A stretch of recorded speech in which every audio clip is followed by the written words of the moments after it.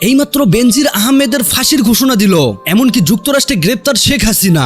অবৈধ সম্পদ অর্জনের অভিযোগে সাবেক আইজিপি বেনজির আহমেদকে ফাঁসির আদেশ দিয়েছে আদালত। মাত্র পাওয়া খবর, ইন্ডিয়ার এক শপিং মল থেকে গ্রেফতার হলো দেশের সাবেক প্রধানমন্ত্রী শেখ হাসিনা। দুবাই বিমানবন্দরে মাত্র কয়েক সেকেন্ড, আর তাতে শেষ হয়ে গেল বেনজির আহমেদের দীর্ঘদিনের লুকোচুরি। যে ব্যক্তি একসময় বাংলাদেশের সবচেয়ে ক্ষমতাধর পুলিশ কর্মকর্তাদের একজন ছিলেন, শেষ পর্যন্ত তাকে শনাক্ত করল কোনো মানুষ নয়, একটি এআই ক্যামেরা। একটা কথা আছে, পাপ বাপকেও ছাড়ে না।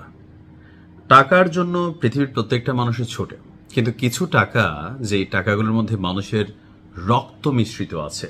প্রিয় দর্শক, বেনজির আহমেদকে দুবাইতে গ্রেপ্তার করার পরপরেই শেষ পর্যায়ে নাকি ধরা পড়ে গেল শেখ হাসিনা। এই বেনজির আহমেদই নাকি টোটাল দেশটাকে কন্ট্রোল করত, মানে এক কথায় শেখ হাসিনার ডান হাত। যত দুর্নীতি কাজ রয়েছে সবকিছু করত এই বেনজির আহমেদ, যার একটা কথাই কাঁপতো দেশ। তবে ইতিমধ্যে এই বেনজির আহমেদ গ্রেপ্তার হওয়ার পরপরেই শেখ হাসিনা কঠিন বিপদে রয়েছে। তো অন্যদিকে ইতিমধ্যে বেনজির আহমেদের আদালত থেকে কি রায় দিল, তাছাড়াও শেখ হাসিনা কিভাবে গ্রেপ্তার হলো, তো দর্শক চলুন ভিডিওতে চলে যাই। দুবাই বিমানবন্দরে মাত্র কয়েক সেকেন্ড, আর তাতে শেষ হয়ে গেল বেনজির আহমেদের দীর্ঘদিনের লুকোচুরি। যে ব্যক্তি একসময় বাংলাদেশের সবচেয়ে ক্ষমতাধর পুলিশ কর্মকর্তাদের একজন ছিলেন, শেষ পর্যন্ত তাকে শনাক্ত করল কোনো মানুষ নয়, একটি এআই ক্যামেরা। সংশ্লিষ্ট সূত্রগুলোর তথ্য অনুযায়ী সম্প্রতি লন্ডন থেকে এশিয়ার একটি দেশের উদ্দেশ্যে রওনা হন বেনজির আহমেদ।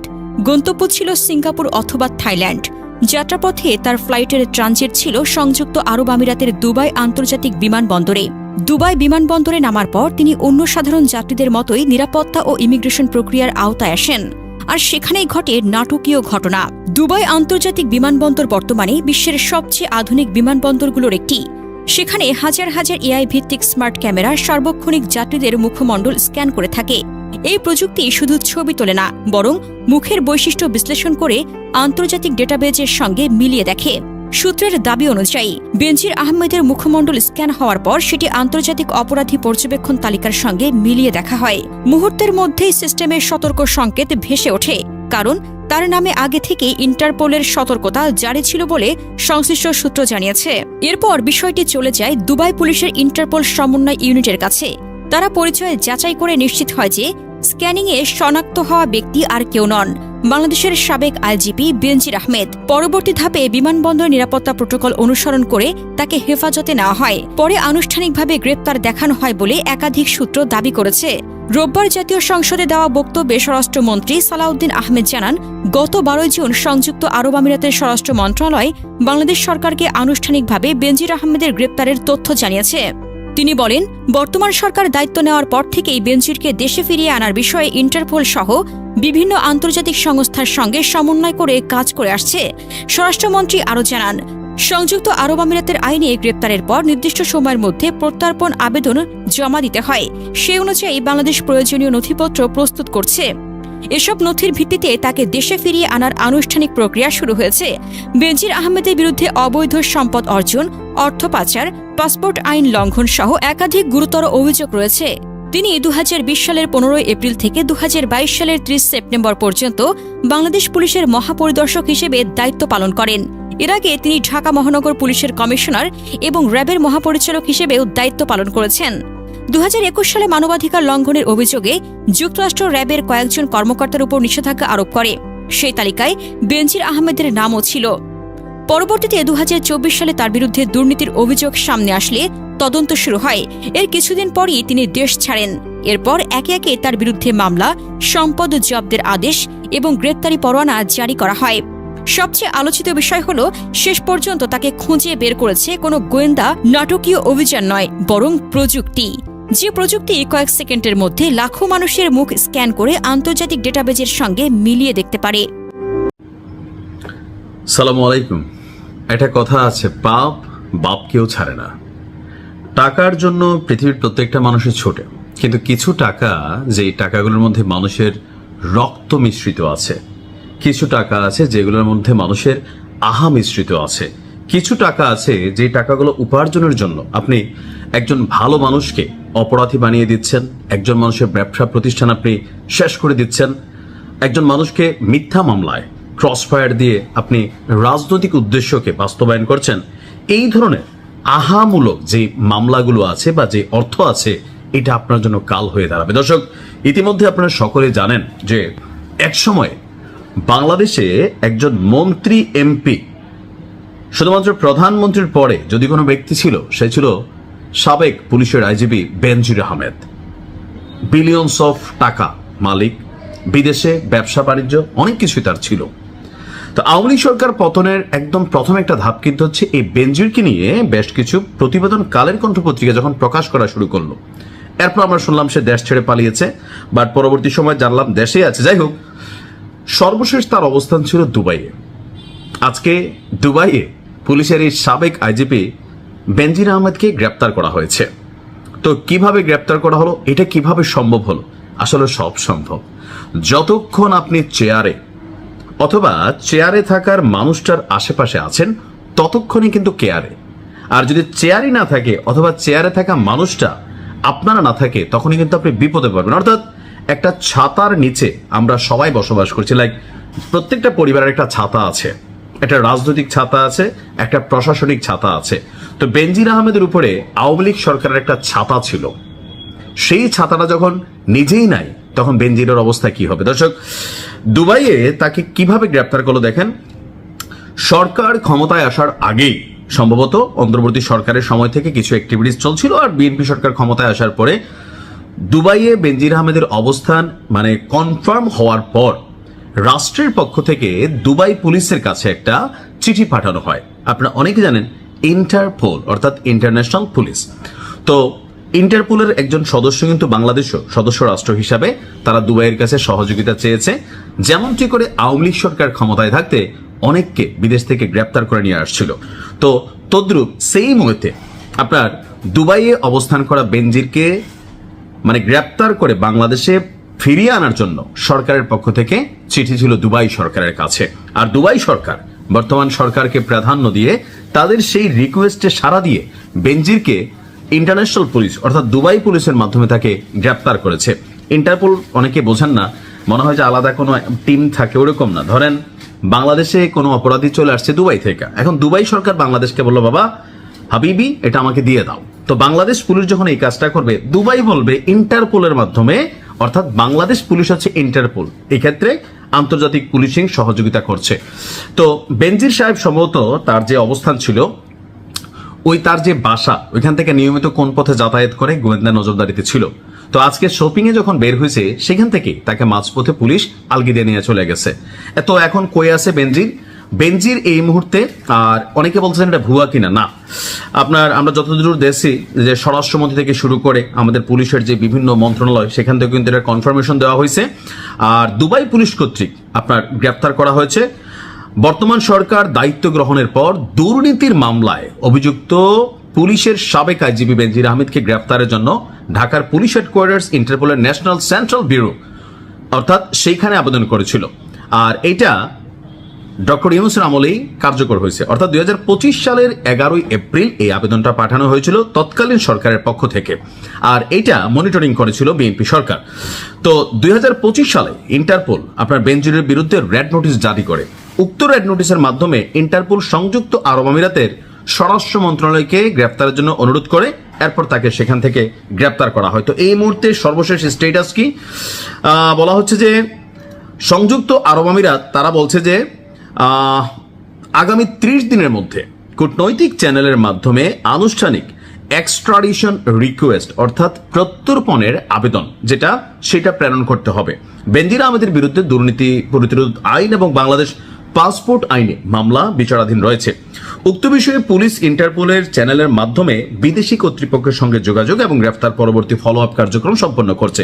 সবকিছু ঠিকঠাক থাকলে আগামী 30 থেকে 35 দিনের মধ্যে বেনজির বাংলাদেশে আসবে। তারপর বাকিটা কি হবে সেটা আমরা কিছুটা আইডিয়াই করতে পারছি। তো মুদ্রা কথা হচ্ছে আর কি ভাই, টাকা তো সবারই দরকার, কিন্তু যেই টাকায় মানুষের রক্ত এটা মিশা থাকে, এই টাকা কখনোই আপনার জন্য শান্তি নিয়ে আসবে না। অন্যকে ধ্বংস কইরা, অন্যকে শেষ কইরা আপনি নিজে অ্যাশ করবেন বউ বাচ্চা নিয়ে, ভাই এটা আসলে কখনোই সম্ভব না। দর্শক, আওয়ামী লীগের সময়ে প্রভাবশালী পুলিশের আইজিপি বেনজির আহমেদ দুবাইয়ে গ্রেপ্তার হওয়ার পরে নানা রকমের কথা শোনা যাচ্ছে। তাকে ফিরিয়ে আনার ব্যাপারে সরকার চেষ্টা করছে, এরকম চিঠি প্রস্তুত করে দুদক থেকে সরকারের কাছে দেয়া হয়েছে, এরকম তথ্য সর্বশেষ আমরা জানি।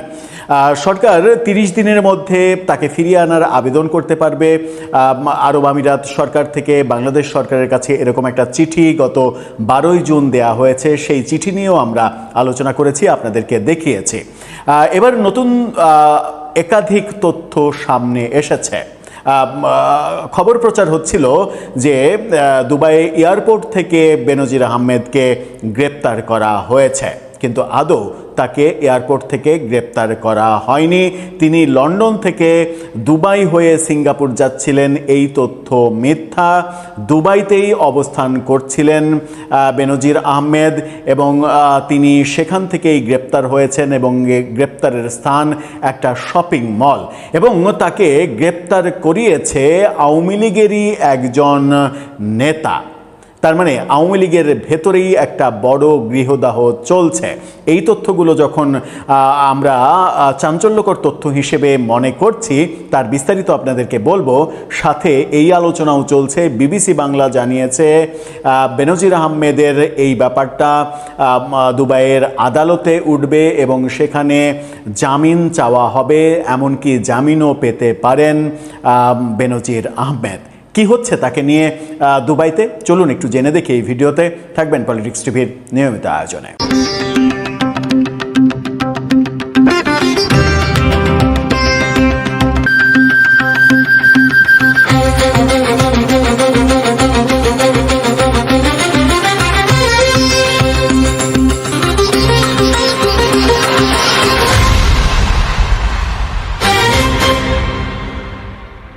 দর্শক, বলছিলাম বেনজির আহমেদ পুলিশের সাবেক আইজিপি, তিনি বিমানবন্দরে গ্রেপ্তার হননি, হয়েছেন শপিং মলে। এই তথ্যটা প্রথম একটি অনলাইন মাধ্যম এশিয়া পোস্ট তারা প্রকাশ করে এবং এই তথ্যটাকে নিশ্চিত করেছে প্রথম আলো।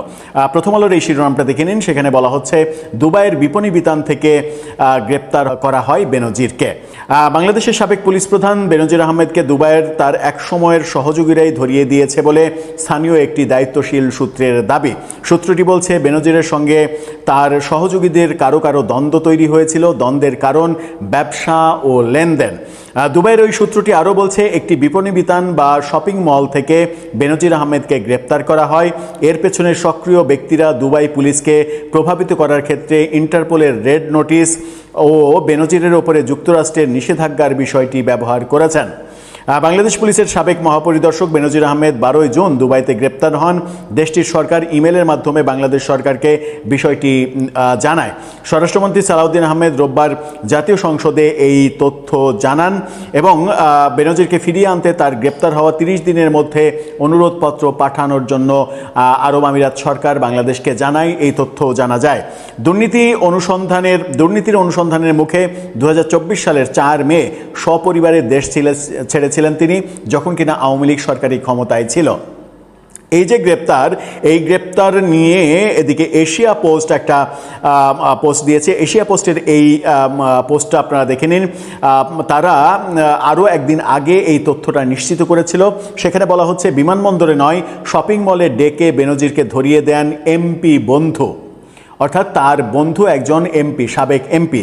কি বলছে পুলিশের সাবেক মহাপরিদর্শক, বেনজির আহমেদকে দুবাইয়ের এয়ারপোর্টে নয়, একটি শপিং মল থেকে গ্রেপ্তার করা হয়। তার বন্ধু ও ব্যবসায়িক সহযোগী চট্টগ্রাম এলাকার এক সংসদ সদস্য মোবাইল ফোনে ওই শপিং মলে তাকে ডাকেন। বন্ধুর ডাকে সাড়া দিয়ে সেখানে গেলে পুলিশ তাকে গ্রেপ্তার করে। চট্টগ্রামের সাবেক একজন এমপি তাকে ধরিয়ে দিয়েছেন। এই তথ্য এশিয়া পোস্ট এবং প্রথম আলো বিভিন্ন সূত্রের বরাত দিয়ে নিশ্চিত করছে। তার মানে আওয়ামী লীগের ভেতরেই ব্যাপারটা এরকম হয়েছে যে ঘরের শত্রু বিভীষণ। আওয়ামী লীগের ভেতরে আওয়ামী লীগের এই বিপর্যয়কর অবস্থার মধ্যেও আওয়ামী লীগ বেনজির আহমেদকে আওয়ামী লীগের সঙ্গে মিলালে অনেকেই হয়তো বলবেন যে বেনজির আওয়ামী লীগের কে। কিন্তু বেনজির আওয়ামী লীগ এবং আওয়ামী লীগ সরকারের যে খুবই ঘনিষ্ঠ জন এবং আওয়ামী লীগ সরকারের অনেক পারপাস যে তিনি সার্ভ করেছেন, এটাতে তো কোনো সমস্যা নেই, এই তথ্যে তো কোনো গড়মিল নেই। এখন আওয়ামী লীগের একজন এমপি যদি আওয়ামী লীগের সরকারের ঘনিষ্ঠ বেনজিরকে ধরিয়ে দেন শুধুমাত্র স্বার্থের লেনদেনের কারণে, তাহলে বুঝতে হবে যে তারা যে ফিরে আসার, রাজনীতিতে ফিরে আসার চেষ্টাটা করছে, সেই চেষ্টার পথে তাদের ভেতরে এখনো ষড়যন্ত্র হতে পারে। যে কথা আলোচনা বারবার এখনো হচ্ছে যে 24-এর 5 আগস্টে যে সরকার পতন, সেই সরকার পতন মূলত তাদের গৃহদাহের ফলাফল। তাদের খুবই কাছের মানুষজনই এই সরকার পতনটা নিশ্চিত করেছে। এই তথ্যগুলো যখন আমরা পাচ্ছি তখন আমরা দেখছি যে বিবিসি বাংলা বলছে ভিন্ন কথা। বিবিসির এই শিরোনামটা দেখে নিন। তারা বলছে সাবেক আইজিপি বেনজির আহমেদ সংযুক্ত আরব আমিরাতে জামিন চাইলে কি হতে পারে। সেখানে তারা বলছে সংযুক্ত আরব আমিরাতের সঙ্গে বাংলাদেশের প্রত্যর্পণ সংক্রান্ত কোনো চুক্তি না থাকায় সাবেক আইজিপি বেনজির আহমেদকে দুবাইয়ে গ্রেপ্তারের পর থেকে তাকে কি প্রক্রিয়ায় ফেরত আনা হবে সেই প্রশ্ন সামনে এসেছে। মানে আমেরিকার সঙ্গে আমাদের কোনো চুক্তি নেই, সুতরাং বেনজির আহমেদকে তারা বাংলাদেশের হাতে তুলে দেবে এটার কোনো গ্যারেন্টি নেই। তাকে ওই দেশের আদালতে হাজির করা হতে পারে এবং তিনি জামিন আবেদনও করতে পারেন, সেই অধিকার তিনি রাখেন, এমনটা ভাবা হচ্ছে এবং বিশ্লেষকরা বলছেন। সংযুক্ত আরব আমিরাতের সংবাদ মাধ্যম গল্ফ নিউজের সাবেক অ্যাসোসিয়েট এডিটর এবং দ্য আরাবিয়ান পোস্টের executive editor Saifur Rahman BBC বাংলাকে জানিয়েছেন দেশটিতে সরকারি ছুটি শেষে অফিস আদালতের স্বাভাবিক কার্যক্রম শুরু হয়েছে মঙ্গলবার। সেক্ষেত্রে এখন যদি বেনজির আহমেদকে আদালতে হাজির করা হয় তাহলে তিনি জামিন আবেদন করতে পারবেন, অর্থাৎ জামিন চাইতে পারবেন। আদালত জামিন তাকে দিয়ে দিতেও পারে। সম্ভবত তার আইনজীবীরা আদালতে মুভ করবেন এবং তার জামিনের জন্য লড়বেন। হয়তো ট্রাভেল ব্যান বা এই জাতীয় কোনো কিছু যদি কিছু থাকে হয়তো দেশেই রাখবে। বাংলাদেশ সরকারের পরবর্তী মুভমেন্টের উপরে ওনার ভাগ্যটা নির্ধারিত হবে, সাইফুর রহমান এমনটাই বলেছেন। আদালতের প্রক্রিয়া শুরু হলে পাবলিক প্রসিকিউশন থেকে নির্ভরযোগ্য আরও তথ্য পাওয়া যাবে বলেও বিবিসি বলছে। তার মানে আরব আমিরাতের আদালতে তাকে তোলা হচ্ছে এটা নিশ্চিত এবং তার আইনজীবীরা জামিন চাইবেন এটাও নিশ্চিত। সিদ্ধান্ত আদালতের যে তাকে জামিন দেয়া হবে কিনা। আরেকটা বড় ব্যাপার হচ্ছে বাংলাদেশের সঙ্গে আরব আমিরাতের বন্দি প্রত্যর্পণ কোনো চুক্তি নেই, সুতরাং বেনজিরকে বাংলাদেশ সরকার ফেরত পাবে, তাদের হাতে পাবে, এরকম কোনো গ্যারেন্টি দেয়া যায় না। প্রিয় দর্শক, এতক্ষণ থেকে পুরো ভিডিওটি প্রথম থেকে শেষ পর্যন্ত দেখার জন্য আপনাদেরকে অসংখ্য ধন্যবাদ। পুরো ভিডিওতে দেখতেই পেলেন এই বেনজির আহমেদ দীর্ঘ 2 বছর থেকে যেভাবে পালিয়ে আসে তবে কোনো মতেই রক্ষা পেল না, যার কথায় কাঁপতো দেশ, যার একটি কথায় সবাই আতঙ্কে থাকতো। মানে শেখ হাসিনার থেকেও পাওয়ারফুল লোক ছিল এই বেনজির আহমেদ। তবে ইতিমধ্যে যেহেতু শেখ হাসিনার ডান হাত মানে বেনজির আহমেদ গ্রেপ্তার হয়েছে, এইবার কোনো মতেই রক্ষা পাবে না শেখ হাসিনাও। যেইখানেই থাকুক না কেন শেখ হাসিনা, তাকে শুধু এই বেনজির আহমেদই একমাত্র ধরিয়ে দিতে পারবে সে কোথায় কিভাবে আছে। কান টানলে মাথা এমনি চলে আসবে। তো দর্শক, পুরো ঘটনা নিয়ে আপনাদের মতামত কি কমেন্ট বক্সে জানাবেন, পারলে ভিডিওটি প্রচুর পরিমাণে শেয়ার করবেন। আল্লাহ হাফেজ।